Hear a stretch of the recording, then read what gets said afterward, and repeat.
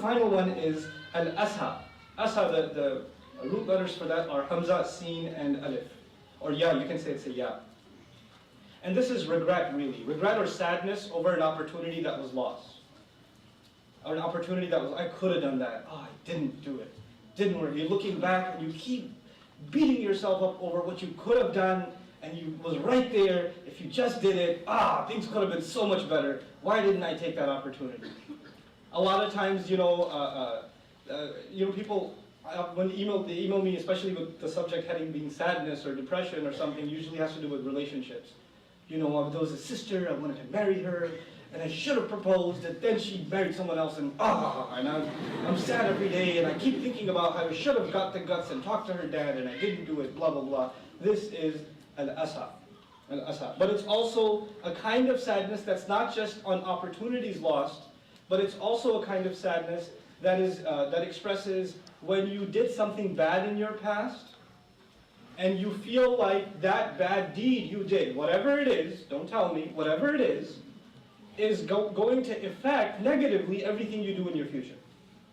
Like your mistake from the past is going to negatively affect everything you do in your future. This word is al-asa. This is also used in the Quran.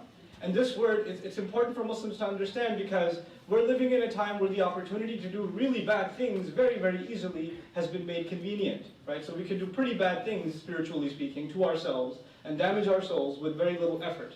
And when that happens, then we get into a state of depression. What kind of scum am I? To the world thinks I'm Muslim, but look at me on the inside, look at the kinds of stuff I'm up to, how can I even live with myself? And there's this regret over what you've committed in the past, and what most people do when they don't know how to deal with this, is they look at their past mistake, and they define themselves with their past mistake. What I mean by that is, I messed up, that must mean, I messed up in the past, which must mean I am messed up. There's a difference between I messed up and I am messed up. When people mess up, that doesn't mean they are messed up. That just means they messed up in the past. That is no guarantee that they will mess up in the future until they convince themselves that they are in fact messed up. The only one who can mess you up is your own conviction. Allah Azza wa Jal built you with taqweem. You could get hit, that building could get hit, it could get rattled, but you can fix the damage and maintain the building. Or you could say, let it get hit some more until the building collapses. Then don't blame the architect. And don't blame the architect. That's you brought that on yourself. You cannot live with that kind of constant negative being brought back over and over and over again. There are mother-in-laws, especially in Desi culture, that relive sad incidents in the past. Or they don't let their daughter-in-laws, or the daughter-in-law doesn't let the mother-in-law, or the father doesn't let the son or daughter, they don't let them get over what happened. Just get over it. Move on with life. They can't do it.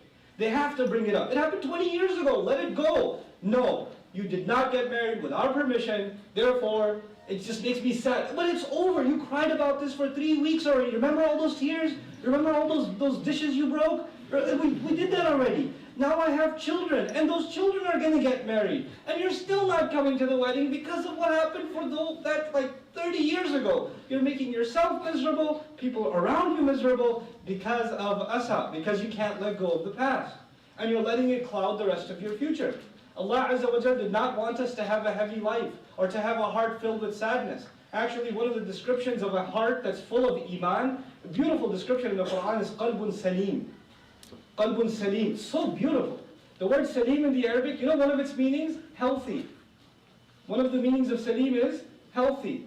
Allah wants the believer that comes to Allah on Judgment Day successfully. Allah says, إِلَّا مَنْ أَتَى اللَّهَ بِقَلْبٍ سَلِيمٍ, except for the one who comes to Allah with a healthy heart, a sound heart, a heart that is free from damage, meaning emotionally you're sound, not just in terms of your iman, but these emotions have an effect on our iman. Fear, anger, depression, grief, all these things are directly related to our iman.